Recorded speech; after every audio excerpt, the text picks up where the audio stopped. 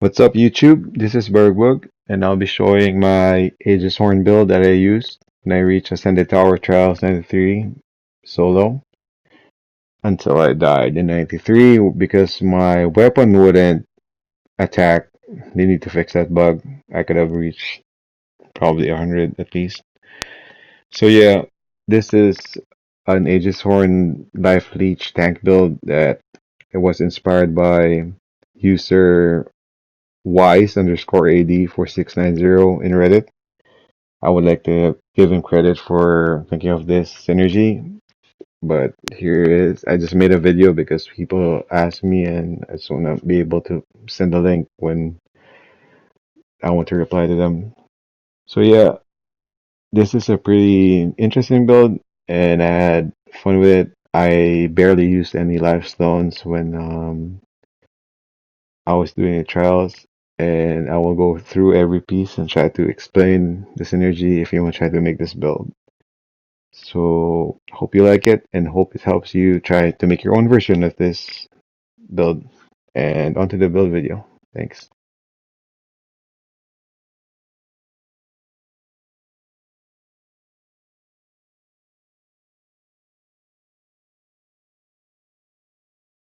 So here is the Valor Prey that we're going to be using. He is called Aegishorn, and I hope I pronounced that right.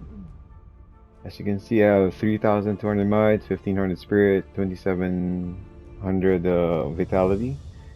My crit chance is 50%. Critical hit bonus is 223. I wish it was higher, but I'm still looking for better rolls on my dual blades. Weak point bonus damage is pretty decent. I wish it was higher as well.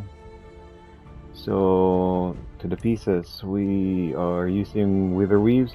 It's a legendary dual blades which gives you 4% crit chance to apply the Mark Leech whenever you hit an enemy. This starts off at rare. You can never get it at legendary, so you have to like find some, collect some, and then hopefully you can like get good rolls when you enchant it.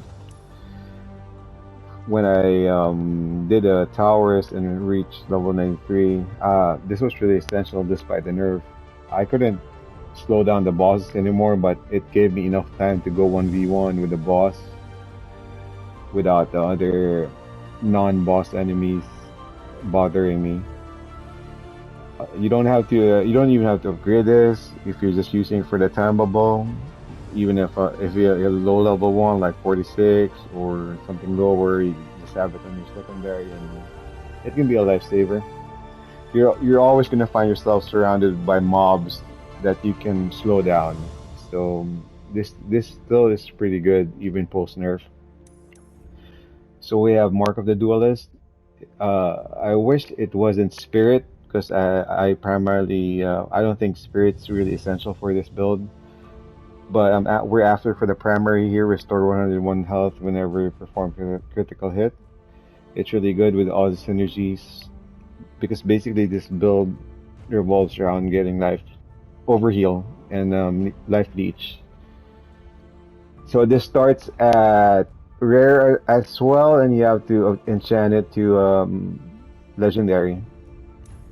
I am a big fan of Lunar Token because we rely on crits to get overheal and health. I wanted to get as much crit chance as possible. So again, this is an item that starts at uncommon, I think, and then you have to enchant it all the way up to legendary. So that's what I tell new players that I boost, who fresh level 50s, do not, just because it's rare, uncommon, or epic, you have to destroy it. Some of the best items in the game you get from enchanting uncommons, rares, and epics, and this is one of them. For the another ring, I'm using Zway's Embrace. So whenever you hit a weak point, gain 197 overhealth, and your overhealth never degenerates. This is really important to the build because your tankiness depends on your overheal, and the longer you have the overheal, it's like another life bar. It's equivalent to the life bar that you have. And with this ring, it no longer degenerates. So this is very essential. As you can see, I rolled as much resistance to it as I can, especially air resistance. Air resistance is really a pain in the towers because it's everywhere and it really hurts. Even post nerf, they nerf the electric balls that being thrown by the Nayak wind carvers, but the Nayak adapt and the other chargers, the electricity fields that they have on the floor still hurts a lot. So yeah, keep an eye out for air resistances for this build. For this one, I'm using Ring of the Worthy because I want more might. The Reddit build had another ring. I think it was.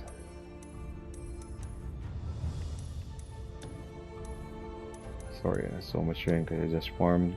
Yeah, I think he was using this one, but I just find I didn't find the need for it. I needed more damage and more crits. So if you want to be safer, if you want to if you want to be tankier, you can equip this one. But I personally would want to do more damage, so I went with this one because the Blessing Flock gives you more chance. And I had weak point damage on this one, but weapon technique damage. So I went with this one. Another I went with this one too. The whole run, until I got level 93, I barely used any life stones. But if you do find yourself needing to use one, this is a decent option. I'd rather go for something with resistance like the Reddit build did, because you're not using your life stones here to generate offense. You're basically using them to not die, not like when we farm dreamstones and stuff. For the banner, I still went with crit chance and crit damage instead of the damage because I just want to hit crits. The more I crit, because the dual blades are really insane, you want to hit as much crits as you can. That synergizes with everything. This and our other augments. Okay, everybody knows the augment stuff is really buggy, so I'm just gonna show it really quick. I'm not gonna move around it.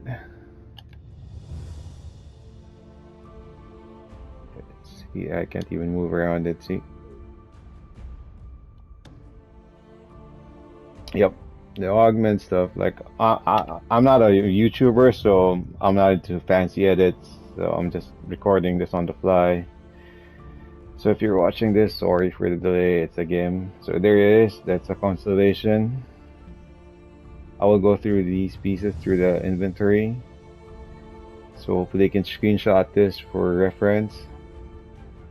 And see how insane it is just to close this, to get through this menu. They should fix this, to be honest, it's really annoying.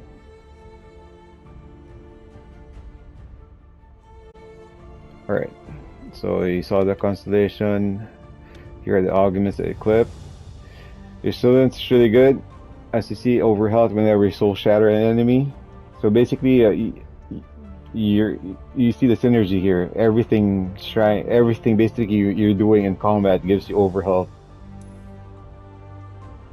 So we have Bracer's Edge. Whenever you hit, your next attack deals 30% more damage. I've been a big fan of this ever since, because I like, especially in Dreamstone farming, you try to get hit, you get my artistry up.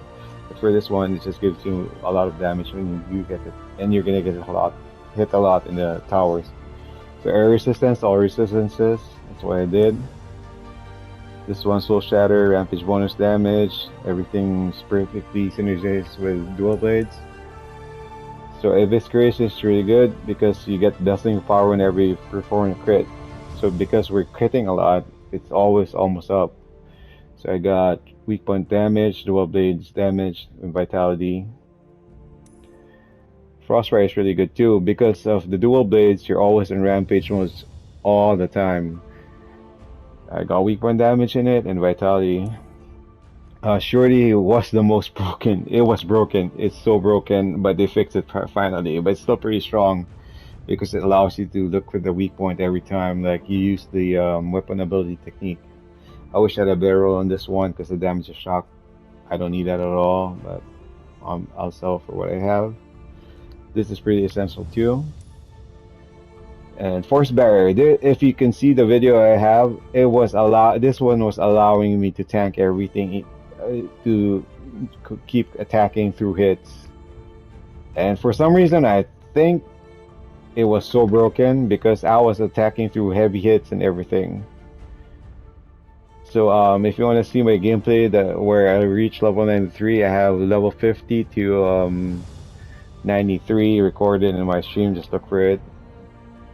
I didn't record 1 to 50 because I didn't want it to crash. Trying to get trophy, so and so.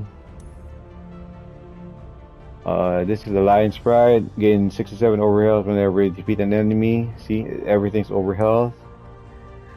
This, I didn't have a better option, so I went with it. It gives you extra Arc and Fury whenever it came with Arc and Fury damage, synergizes as well. And this one, this is why we try to crit all the time. 62 overhealth whenever you perform critical hit. That's a no-brainer. So we got weak point damage there as well. And for the skills, this is my skill tree. This is tailored to my personal playstyle, so I don't know. You can just tailor it to yours. Soul Shatter, everything basically. Before I had full recovery, but I felt like I didn't need it because I always have overhealth and the banner. I really like the takedowns because you're going to be taking down a lot of enemies. People sleep on this, but in towers you're going to need to take down so many tanky shield guys. I put on breach too because you're going to find yourself in like 1v4, 1v5, 1v6 situations with shield guys. And if you don't have any breach damage at all, it's going to take forever, and they can like the longer it takes for you to kill them, the more time it gives you to fail the mission. All stats, Arc and Fury. Basically, this is not a DPS build, but I try to buy buffs that boost my Arc and Fury. So if you watch the stream, you see I have my Arc and Fury every time, but because of the buffs we purchase from the tower. So Might, Rampage, critical hit damage, max out. Banner, I rely on Banner a lot, that's why I max it out. Yeah, so basically that's it. Hope you like it, hope you enjoy it, hope you try this build and maybe you can get the trophy as well. And yeah, thank you for watching, as always.